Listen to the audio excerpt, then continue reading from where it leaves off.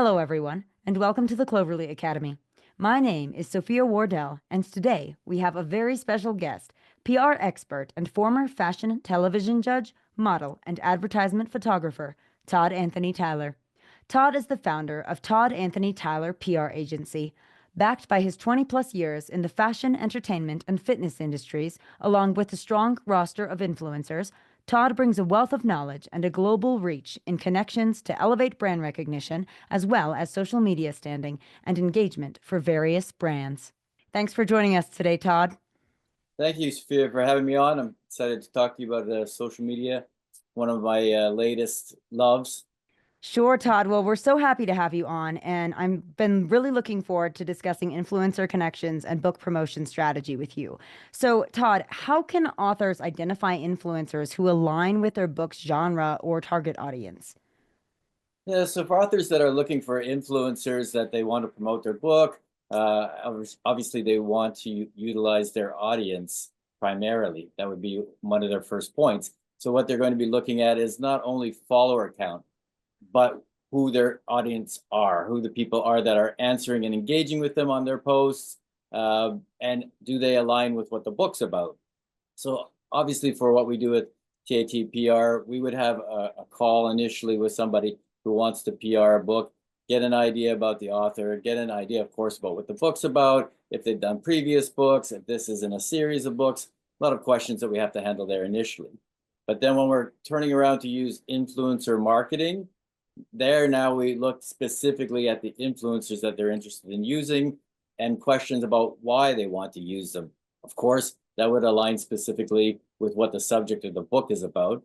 You're just going to be wasting your time primarily. I mean, obviously it takes a lot of time to wrangle all these influencers, connect with these influencers, queue up the influencers to promote and understand what you want to promote, get that out to their audience. That takes a lot of time. So I guess I would suggest you want to really target who you're working with. So once again, just for an example, if you're talking about travelers or traveling, you're going to be focusing on travel specific social medias. Even from there, there's a really fairly big range, I would say, about social media types. So the type of people that you'll find on Instagram, the general demographic that you'll find on TikTok, Facebook, X, you're going to find also different people, tends to be different generational groups in a generality. So there's something you want to consider there as well about who you're targeting with your book. After that, of course, we're just looking at the individual themselves, who's the host of that social media. Right. Yeah, that's interesting. And it makes a lot of sense to really target down and find those few influencers with a great clout, but that will also fit your genre or your niche or your brand very well. Now, what would you say are the best ways to approach those influencers once you find them to promote your book? And should authors offer a specific pitch or collaboration idea? Yes, I would say so. When we approach influencers for different products and or if you're dealing with an author, we like to get their feedback because they know their audience. We want to get an idea from them, like, how do you see this? So absolutely, we entertain ideas how they'd like to see that collaboration happen. But my overall experience has been you want to go in with fairly specific idea right from the start. We usually end up doing, say, 3 prime emails. There's initial reach out email. There you're a little bit general on what's happening. There you're just trying to establish a connection, a rapport, get an idea if there's any interest at all.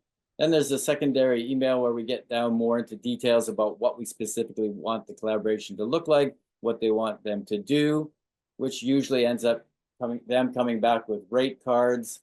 So now we have a third round of emails where we're discussing rates, what kind of budget we're working with, and what our overall expectations are.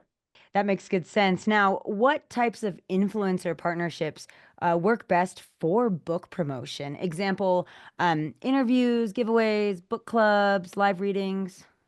Yeah, so all those points are great points. Absolutely.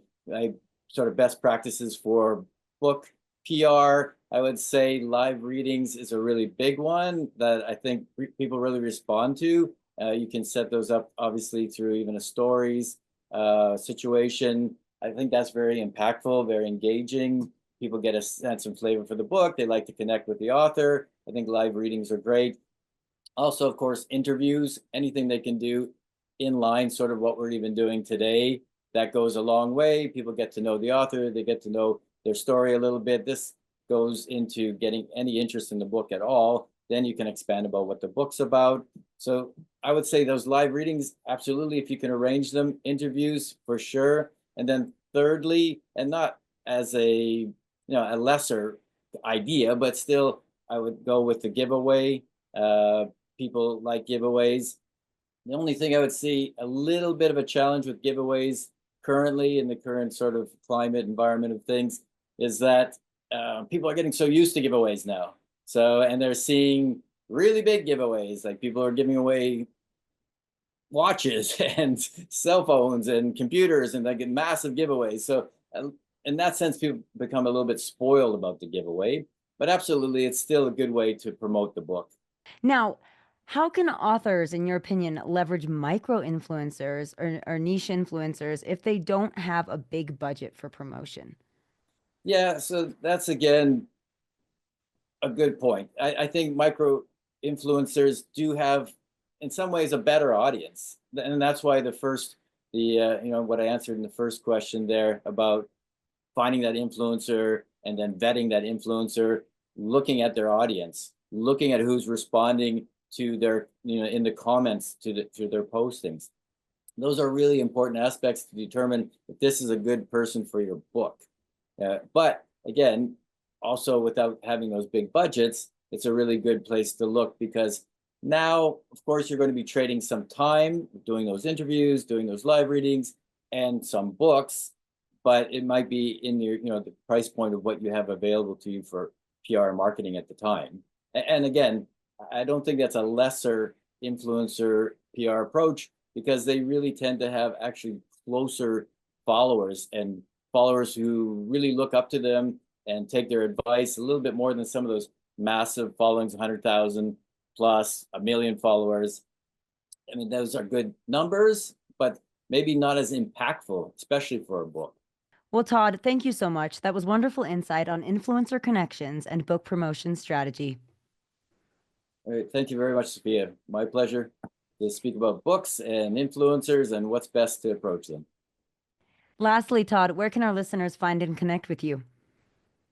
I guess overall, best they can just go to my website, toddanthonytyler.com. There's a PR section there, TATPR at toddanthonytyler.com is my email, or they can just shoot over to my Instagram, Todd Anthony Tyler, and hit me up with a DM. Any of those ways, certainly ways to get in touch with me.